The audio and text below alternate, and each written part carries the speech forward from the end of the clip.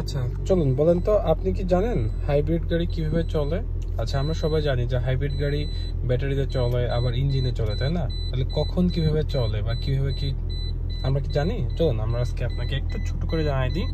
দেখেন এইখানে আজকে আমার গাড়িটা, এখানে আপনি কয়েকটা সাইন দেখতে পাচ্ছেন, একটা হচ্ছে ব্যাটারি, একটা হচ্ছে ইঞ্জিন, একটা হচ্ছে হুইল। এখন দেখতে পাচ্ছেন ইঞ্জিন থেকে ব্যাটারির দিকে একটা হচ্ছে অ্যারো দেয়া, দেখছেন? অর্থাৎ আমার এখন ইঞ্জিন চলতেছে, ইঞ্জিন ব্যাটারিকে চার্জ করতেছে।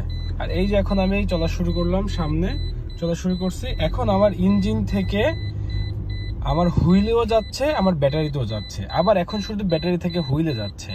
অর্থাৎ আমার যখন এই যে এখন আমার ব্যাটারিতে চার্জ নেই, আমি এক্সিলারেটর দিছি, আমার গাড়ি ইঞ্জিন থেকে হুইল এবং ব্যাটারি, অর্থাৎ আমার ইঞ্জিনের সাহায্যে আমার গাড়ির চাকাও ঘুরতেছে এবং আমার ব্যাটারিও চার্জ হচ্ছে। আফটার দ্যাট কিছু সময় পরে যখন আমার ব্যাটারি চার্জ হয়ে যাবে, তখন শুধুমাত্র আমার ব্যাটারি থেকে আমার হুইলে যাবে। আবার যখন ব্যাটারির চার্জ শেষ হয়ে যাবে, তখন আবার ইঞ্জিন স্টার্ট হয়ে যাবে, ইঞ্জিন থেকে আপনার ব্যাটারিতে চার্জ করবে, আবার সঙ্গে সঙ্গে আপনার গাড়িও চলবে। এইভাবে আমাদের হাইব্রিড গাড়িগুলো হচ্ছে মুভ করে। ওকে, আবার অনেক সময় ব্যাটারিতে চার্জ আছে থাকা সত্ত্বেও গাড়ি ইঞ্জিনে চলতেছে। কেন? যখন আপনি ওভার স্পিডিং করেন বা আপনার গাড়ির শক্তি বেশি দরকার হয়, তখন আমাদের গাড়িটা কি হয়, তখন আমার ব্যাটারিতে চার্জ থাকলেও আমার গাড়ি কিসে চলে, তখন আমার গাড়ি ব্যাটারিতে চলে না, ইঞ্জিনেই চলে তখন।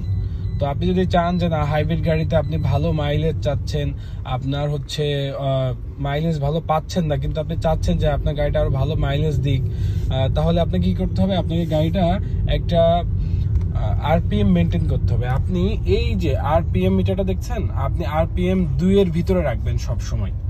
আপনি যদি আরপিএম 2000-এর ভিতরে রাখেন, তাহলে হচ্ছে কি আপনার গাড়ির মাইলেজটা আপনি ভালো পাবেন। ওকে, থ্যাংক ইউ, আসসালামু আলাইকুম।